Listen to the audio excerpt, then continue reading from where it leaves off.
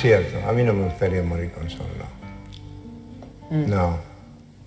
Gastando con la gente, qué tristeza que me da. Ding dong, ding dong. No quiero consuelo, no voy a llorar.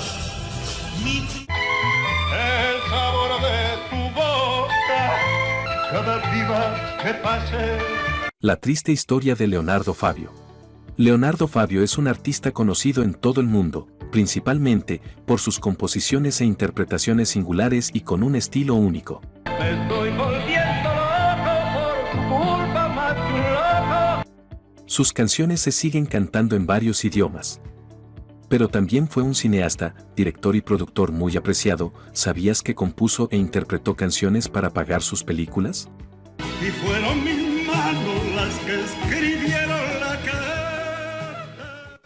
Su vida se las contamos en el siguiente video. Si ya escucharon su canción favorita de Fabio, pónganse cómodos, porque aquí comenzamos. Que nunca más con él podrás charlar. No sin antes, invitarlos a suscribirse y darle a la campanita, y así no se pierdan de cada vez que subimos un video. Mi tristeza es mía y nada más. Ya no creo en nada ni en la flor. Fuad Jorge Juri Olivera, o Leonardo Fabio, nació en Las Catitas, departamento de Santa Rosa, en Mendoza, Argentina, el 28 de mayo de 1938. Decía así, dice así, hoy la vi, fue casualidad. Yo estaba en el bar. Fue cantautor, director de cine, productor cinematográfico, guionista, militante y político argentino, cuya popularidad abarca desde mediados de los años 60 hasta principios de los 90. Viví los primeros años en Las Catitas, pero yo no tengo mucha memoria. También fue precursor de la balada romántica en América Latina, integrante de Los Cuatro Fantásticos, Sandro, Palito Ortega, Leo Dan y Fabio. Yo tengo fe que todo cambiará. Autodidacta absoluto e intuitivo por naturaleza, llevaba consigo las enseñanzas de su madre, Manuela del Carmen Olivera, cuyo nombre artístico era Laura Fabio. Ganó su vida y muy bien. Con mi madre. Siempre haciendo guiones de De radio. radio y dirigiendo. Yo tenía una compañía de radioteatro. Ojalá que cuando seas hombre sigas teniendo la ternura y la pureza de aquel niño. Volver a ser niño.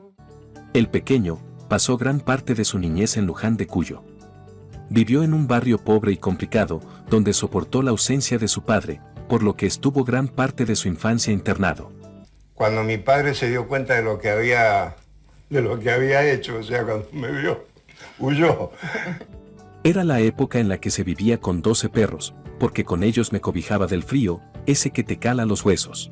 Y ella tenía 17. Claro. Sí, era muy... Él Tuviste tengo que compartir muy poquito tiempo. muy fugaz recuerdo. Mamá silbaba y todos acudían y se ponían arriba de nosotros y dormíamos tibios, relató. Tenía un poco así tenso, no le gustaba mucho porque era muy tímido. Vivió con mucha tensión y nervios, el furor. Cuando Leonardo cumplió 7 años, se fueron para Buenos Aires. Allí, sin posibilidad de mantenerlos, sin nadie que se ofreciera a darle una mano, la mamá internó a sus hijos en un lugar llamado El Alba. Dijeron que eran los exploradores de Don Bosco, que después me van a dar la bota. Ajá. Y claro, y como es, después me ayudé que no era el patronato del menor. Que no... Le dijeron que era un hogar, pero era una cárcel de menores.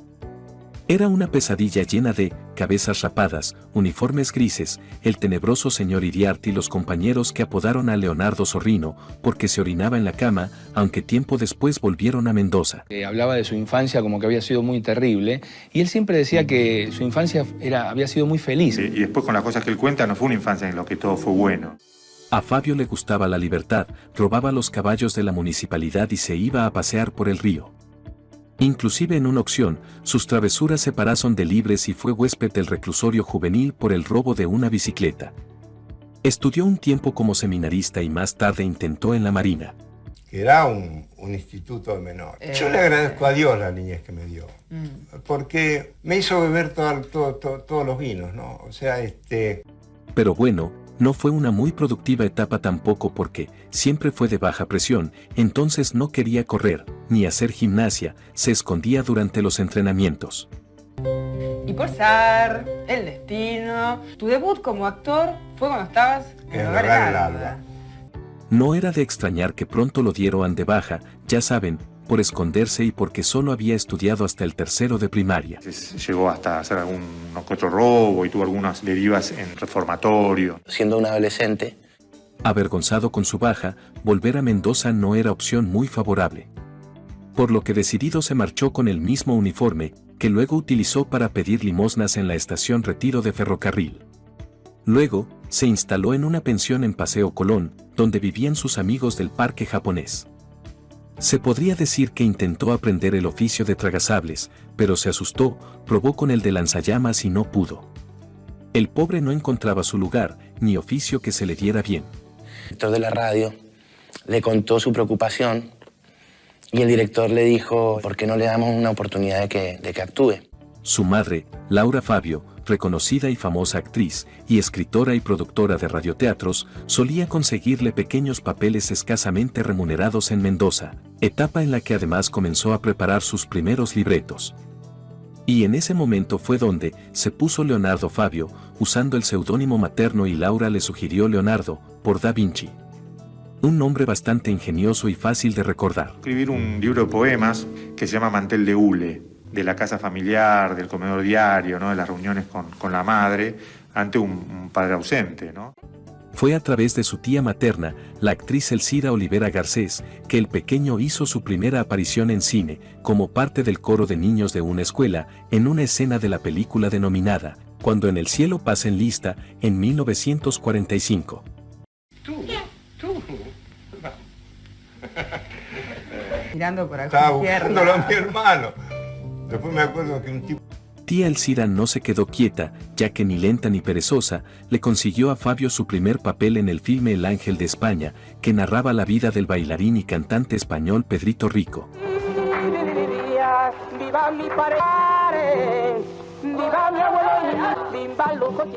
Yo tenía 20 años y aparecía como extra. Salía de la ventana de un bar y cuando pasaba Pedrito le gritaba, «Chau gallego», y eso era todo. Por aquella época, Leonardo conoció a una jovencita bella de nombre María Vane, durante el rodaje de El Secuestrador, de 1958. Para impresionarla le mintió diciéndole que era director de cine y que iba a filmar su primera película. Un mentirosillo de primera, pero como dicen por ahí, en el amor todo se vale y además, tenía una buena razón, se había enamorado perdidamente. Le salió tan bien la jugada que María sería su primera esposa y tendrían 2 hijos, Luis María y Leonardo. Claro. Desanudar a todo lo que está complicado. Parece como que algo se empezó a desanidar, por lo menos... A mí me decían, el analfa, por analfabeto, le contó a su amigo Cacho Fontana. Yo hacía ruido cuando tomaba sopa y en vez de decir decía estea. Pero los otros actores eran rápidos y más cultos, y yo pensé que me podían robar a María, así que le fui con el cuento del director de cine para poder ganármela. Él y María se entendieron y se fueron a vivir a una pensión. Y si se preguntan cómo hizo para sostener aquella mentira, Leonardo se levantaba todos los días a las 7 de la mañana y le decía que se iba a estudiar montaje con Leopoldo Torre Nilsson. El Secuestrador fue el comienzo de una relación absolutamente entrañable con Babsi. Nos hicimos muy amigos. Pobre María que le creyó, ya que era puro invento. Pues en realidad Leonardo se iba a un bar a leer el diario y volvía al mediodía. Chacha de abril, y recorras tus entrañas en busca del hijo. Pero yo tenía miedo de que la cosa se descubriera y un día le digo a Leopoldo, si ella le pregunta, dígale que estoy estudiando con usted. Y Leopoldo le dijo que por qué, en vez de mentir, no se dedicaba a estudiar cine. Lucas de Mare, Leopoldo Torre Nilsson. Entonces, haber podido recibir todo ese mundo, todo ese cúmulo de experiencias, haberlos oído hablar, haber oído sus frustraciones. Torre Nilsson fue un padre, un hermano y quien formó a Leonardo. Es el hombre que más he amado en mi vida, reconocería. Vaya, por más personas así en el mundo, por favor, pero bueno, lo demás es historia. Si yo tuviera que elegir, a mí el que me gusta es el oficio más simple, que es el de la canción. En 5 años Torre Nilsson convocaría al actor para 6 de sus producciones: El secuestrador, Fin de fiesta, La mano en la trampa, La terraza, El ojo que espía y Martín Fierro. Para entonces, Fabio ya había dirigido su primera película, Crónica de un niño solo, de 1965. Escena por escena. No, y con muchos actores también. No les cuento la historia en total. Previamente había realizado 2 cortometrajes, El señor Fernández, inconcluso, nunca estrenado, y El amigo, filmado en el parque de diversiones Ital Park.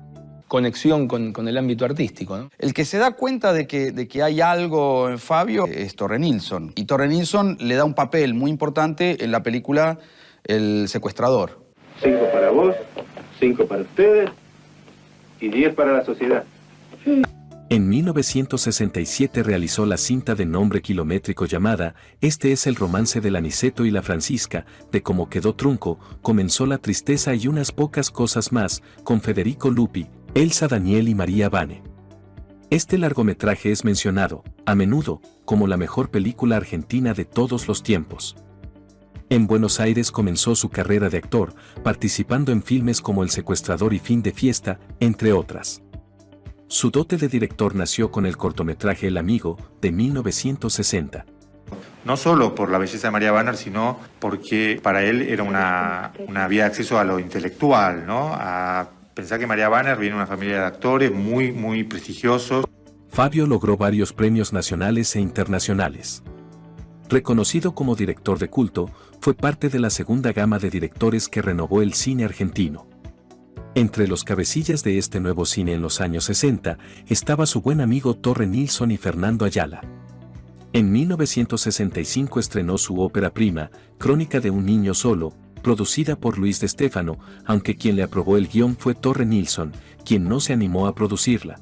Debuta como director con Crónica de un niño solo, que es de 1965. Está dedicada a Torre Nilsson. En 1969 estrenó El dependiente, basado en un cuento de su hermano y co-guionista Jorge Swair Llorri, también director, escritor, actor y pintor. La película fue catalogada por el entonces Instituto Nacional de Cinematografía de exhibición no obligatoria, significando la supresión del apoyo oficial argentino hacia el filme. Siempre dudo, siempre me parece que lo que he hecho es una porquería o lo que estoy por hacer es una porquería. Fue entonces cuando, quizá motivado por las trabas económicas que el cine le estaba significando, decidió lanzarse sorpresivamente como cantante profesional. ¿Te comieron la lengua los ratones? No. Si Dios me diera esa posibilidad nuevamente, elegiría la de la canción. Así de nuevo, lo sacó de la manga, y vale la pena destacar que en esta nueva etapa tuvo tanto éxito, que le permitió en numerosas oportunidades solventar gran parte de sus películas. Leonardo Fabio aprendió a tocar la guitarra desde que tenía 8 años, un zapatero chileno le enseñaba las canciones de Atahualpa Yupanqui a cambio de trabajo. Cantar era solamente parte de su vida íntima, pues solía hacerlo en reuniones familiares o con amigos. Luego hasta se animó a ir de gira por diferentes provincias. Norberto Galazo afirma en su libro, Leonardo Fabio, que cantaba en clubes de mala muerte, con piso de tierra, parroquianos pasados de copas que lo miraban raro y chicos que jugaban corriendo y tirando sillas. El programa de televisión fue Palito Ortega. Él estaba más en una canción que yo le encuentro referencias con lo que hacía en ese... Ya era famoso en el cine, cuando Eduardo Vergara Lehmann le dio la primera oportunidad como cantante en La Botica del Ángel. Cuentan que ese mismo día un ejecutivo de la CBS le propuso grabar un disco, su primer sample llamado Quiero la libertad, publicado el 25 de enero de 1968, resultó un fracaso estrepitoso.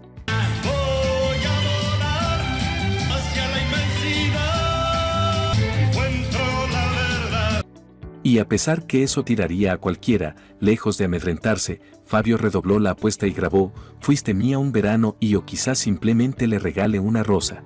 Fuiste mía un verano, solamente un verano, no olvido la playa. 2 de las canciones fetiche de su carrera musical. Pasaba, corría y desierta quedó la ciudad. El fenómeno Fabio cantante explotó de un día para otro. Llegó a vender 45.000 discos por día y su compañía discográfica tuvo que recurrir a EMI Odeón, la competencia, para abastecer semejante demanda. De los 11 temas es inevitable referirse a Para saber cómo es la soledad, con un recitado que dedicó a su amigo Carlos Raúl, fallecido cuando estaba terminando de grabar el disco. La flor de la soledad es un amigo que no está. Así como María Van estimuló sus comienzos cinematográficos, Zulema Carola Leden, su segunda esposa, fue la constante inspiración. A Carolita. Carolita. ¿Cuántos años de matrimonio? Carolita la conocí siendo casi una niña. Era como, uy, cuántos recuerdos. Hoy corté una flor. Esa muchacha de abril que lo enamoró apenas la vio entrar al bar porteño donde tomaba un café. Este Fabio era todo un enamorado. La diferencia con esta chica fue que le puso el ojo y nunca más se separaron. En 89 conoce a Carola, que va a ser el amor de toda su vida. Va a aparecer Carola en una sola película, que es la película Fuiste mía un verano. Todas y cada una de las canciones de su primer álbum hacen referencia a la presencia de Carola en su vida. Desde el comienzo con Así es Carolita, pasando por Quiero aprender de memoria, o quizás simplemente Le regalé una rosa, Fuiste mía un verano, Ni el clavel, ni la rosa, Ella ya me olvidó y alguna vez una canción, ¿qué tal? Pero su bautismo lo tuvo acá en Viña del Mar. Era una época muy dura para mí porque andaba mal del bolsillo, que es la víscera más sensible que tiene el hombre. Del brazo de Carola llegó a Chile en 1969, año en el que debutó en el Festival Internacional de la Canción de Viña del Mar, y a ella le siguió escribiendo otras canciones. Pocos años, porque él en realidad quería hacer cine.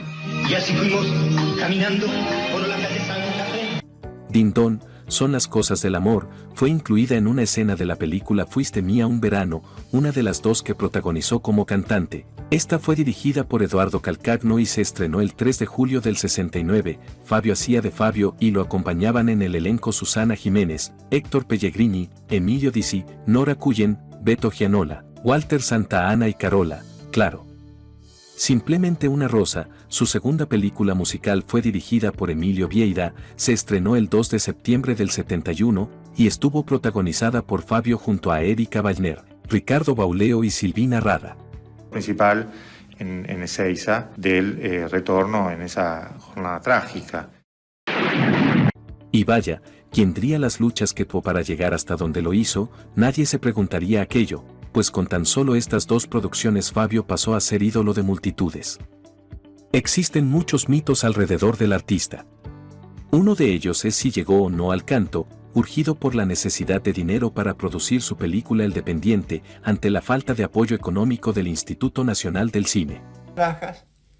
Y yo las llevé al banco, en esa época existía el banco, o a un... Había que hacer las plata para terminar. Inmediata, y con eso terminé la película. Fabio lo aclaró muchas veces, la canción es una forma de expresión más directa que me pone en contacto cotidiano con el público. Yo canto porque me gusta, y si eso me produce dinero lo invertiré en mis películas o en lo que a mí me interese. Yo canto porque me gusta tanto o más que el cine. ¿Es cierto que cantás para hacer dinero y después filmar las películas que te gustan? No, yo canto porque me gusta. Ahora si eso me produce dinero, bueno, lo invertiré en mis películas o en lo que a mí me interese. Cada vez que Leonardo Fabio aparecía por el instituto con un proyecto bajo el brazo, sus directivos se agarraban la cabeza, pues no lo entendían, se reían de él en la cara. Como aquella vez, cuando estaba convencido de que el papel principal en Juan Moreira había que ofrecérselo a nada más y nada menos que a Toshiro Mifune. Era vitalista y su presencia dotaba a las películas de movimiento y fuerza interpretativa. Kurosawa dijo que trabajar con él era como intentar domar una fiera. Es un ícono del cine japonés. Pero Fabio no estaba equivocado, por dos motivos. Uno, el actor oriental, un japonés alto y de piel oscura, daba perfectamente el tipo de gaucho que el rol requería. Y dos, Fabio no era solamente un admirador del neorrealismo italiano, algo que demuestra en Soñar, sino que además era también fan del buen cine japonés, del director Akira Kurosawa y del actor-director Takeshi Kitano. Al no conseguir el dinero para traer a Mifune, el candidato sería entonces Rodolfo Bebán. Su siguiente gran éxito masivo, Nazareno Cruz y el Lobo, se mantiene aún hoy como la segunda película más taquillera en la historia del cine argentino, con casi 4 millones de espectadores, solo superada por Relatos Salvajes. Verlo domar un potro era una fiesta. Los ojos de este rey Midas, casi analfabeto y de escasos recursos económicos, veían otra cosa, miraban distinto, y por eso su cámara registraba un cine diferente, siendo indudablemente algo que ningún otro director consiguió. 17 años pasarían para volver a filmar. Durante la dictadura militar, la música fue su refugio. Prohibido por el gobierno de facto, en 1977 partió al exilio. Vivió en México y regresó en 1979 a Las Catitas, esperando que le renovaran su pasaporte. Cuando lo consiguió, viajó a Colombia y allí se quedó por 10 años. A vivir allí fueron los chicos con Carola y ya se quedaron viviendo casi 10, 11 años en la ciudad de Pereira, en Colombia. Fue en ese país donde conoció a Pablo Escobar Gaviria, para Fabio un admirador más que quería sus discos autografiados. Muchos años después se supo que había compartido un café con el jefe del cartel de Medellín. Fabio, junto con Carola y sus hijos Salomé y Nicolás, regresaron a la Argentina en 1987. Pero volver al cine le tomaría 6 años más. Fue cuando a instancias de Edgardo Nieva, por una idea del padre del actor, decide filmar Gatica, El Mono, la que sería su propia y amorosa visión del peronismo. En el verano del año 87, estábamos por hacer un asado y mi papá estaba lavando los chorizos. Y yo digo de golpe, ¿qué personaje podría ser que impacte, que pegue? El siguiente proyecto sería de una dimensión monumental. Comenzó cuando el entonces gobernador de la provincia Eduardo Duhalde le encargó, en el 94, un documental por los 50 años del peronismo. Fabio conocía personalmente a Perón y se habían hecho amigos a comienzos de los años 70, cuando el cantante debutó en Madrid. Esa noche se acercaron a mi camarín Isabel Perón y López Rega. Isabel me dijo, lo va a tener que disculpar al general porque él se acuesta temprano. De todos modos, está invitado a venir mañana a casa. Al otro día llegué como 15 minutos tarde, ¿que si hablamos de política en aquella oportunidad? No, ¿quién puede hablar de política con Perón? Hablamos de sus perritos, los caniches. Toda la vida fui peronista. Nunca me metí en política. Si bien Soriano... También estuvo en el regreso de Perón a la Argentina, en 1973, además fue el locutor en el palco de Ezeiza. Aún se recuerda su frase cuando se produjo el enfrentamiento entre grupos del peronismo, les ruego a los peronistas que no hagan uso de las armas. Bombardeaban palomas, niños, ancianos. Perón, Sinfonía del Sentimiento, se convirtió en su obsesión durante 5 años, y en sus casi 6 horas de duración incluye escenas nunca antes vistas del difícil acto que tuvo lugar en la Plaza de Mayo. La película documental, dividida en 2 partes de 13 episodios cada una, no se estrenó en cines comerciales, sino que fue emitida en forma abierta por televisión y exhibida en distintos encuentros partidarios y culturales. Paralelamente, y opuesto a lo que muchos sostienen, Fabio mantenía intactas sus inquietudes de cantante, pues en esos años editaría el álbum llamado Me Miró, y volvió por tercera vez al Festival de Viña del Mar. Desde un chico que fue abandonado y le traían juguetes de la Fundación Eva Perón y él a veces no entendía por qué había la gente que sin haber pasado... Romántico a morir, de 2001, su último disco, incluye canciones de sus shows en vivo en el Teatro Gran Rex y de un recital que brindó en el Estudio Mayor de Crónica TV, con mariachis incluidos, donde presentó un repertorio renovado, como Sirva Vino Cantinero, canción de su autoría, la ranchera mexicana Adelita y el tango de Caruso y Canaro, La Última Copa. Para entonces la salud de Leonardo Fabio ya había empezado a flaquear. Más latidos que el de su época más pura. Habría tiempo, sin embargo, para un último opus. La reescritura de Aniceto, en 2006, propondría, bajo la excusa de un drama musical interpretado por Hernán Piquín, Natalia Pelayo y Alejandra Baldoni, un recorrido por la belleza de las artes que desde siempre lo deslumbraron, la danza, la música, la pintura, la fotografía, la escultura. Y la hacen una versión muy extraña de danza.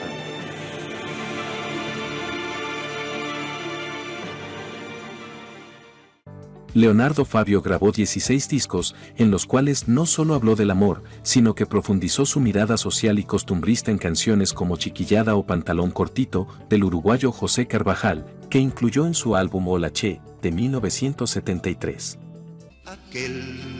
A esos años de la escuela. Mis canciones hicieron milagros, hablan idiomas que yo ignoro. Han sido traducidas al francés, al hebreo. Como no voy a amar la profesión de la canción, como voy a renunciar a ella, que me permite seguir en la pelea, diría. No le gustaba que le dijeran artista, prefería que lo llamaran trabajador de la cultura. El juglar de América, exponente de la canción sincera y un cineasta de otro planeta, dejó un legado enorme, entre ellos la coherencia. Como cantante y compositor fue uno de los precursores de la balada romántica latinoamericana en los años 60 y 70, alcanzando el éxito en toda América Latina, además de su registro único como barítono. Sus letras lo llevaron a ser conocido como el juglar de América. Un adagio, a todo lo que da. Entonces los técnicos, los actores, flotaban. Entre sus canciones más populares se encuentran Dindón, Estas cosas del amor, con su novia Carola, o quizás simplemente Le regale una rosa. Dindón, estas cosas del amor. Fuiste mía un verano, ella ya me olvidó, quiero aprender de memoria. Mi tristeza es mía y nada más, para saber cómo es la soledad, de Luis Alberto Spinetta, Mi amante niña, mi compañera, Ni el clavel ni la rosa, La foto de carnet, No juegues más, Chiquillada, de José Carvajal, y La cita. Sus canciones han sido versionadas en más de 14 idiomas. Sandro era el rock ligero y seductor, Palito Ortega y el Club del Clan el cancionero contagioso de la radio, Charly García la revolución, pero Fabio era otra cosa. Sus melodías solían bailar dentro de un adagio de armonías menores de despliegues mayores, melodías que enfrentaban a lo eterno con su voz paternal y abrigaban esos oídos algo entumecidos por el frío de los años, rodeados por golpes de estado e inestabilidad económica. Y en esa danza preciosa, la poesía, siempre la poesía, aquel talismán invaluable con el que cortaba los hilos rígidos de una realidad dolorosa, poesía con la que ejercía su paternidad, alimentando a sus hijos, con palabras, con el aire que impulsaba sus anhelos de habitar algunos mundos aún inexistentes. Me pidió que no. Será el amor. Cosa que yo muy bien de esta canción no me acuerdo.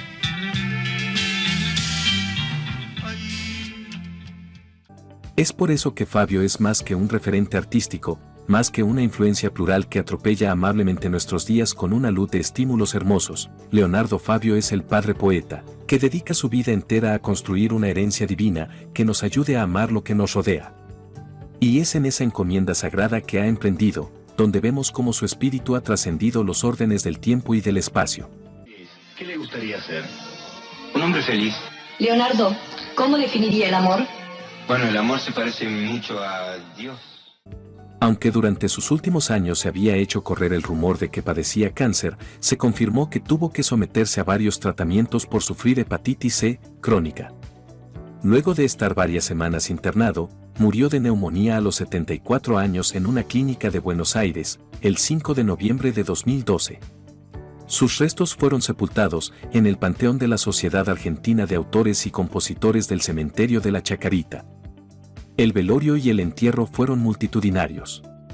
Todo un pueblo concurrió a despedirlo, todos menos un pequeño grupo de marginales que se limitó a mirar de lejos, un niño pobre, un empleado de ferretería, un gaucho mal entretenido, un boxeador en decadencia y una muchacha con una rosa en la mano, dijeron que el tal Fabio no había muerto. A esta gran sala de los Pasos Perdidos, la sala más popular, dicen que por esto eligieron este salón, que lo han embanderado absolutamente. Preguntado sobre su requiem simplemente dijo, cuando me muera los diarios argentinos van a decir, murió el famoso director de cine, pero los diarios latinoamericanos dirán que murió el autor de ella. Ella ya se olvidó de aquellas caminatas. Con esto damos por terminado el video de la triste historia de Leonardo Fabio. No olviden regalarnos un like, esto nos motiva a seguir adelante. Una característica de él es que era un tipo básicamente tierno, con una gran sensibilidad. Y a veces, cuando había mucha gente, mucho público, él se ponía como una pantalla porque se ponía un poco así tenso. Recuerden suscribirse a nuestro canal y darle a la campanita para recibir una notificación cada vez que subamos más videos. Hasta la próxima.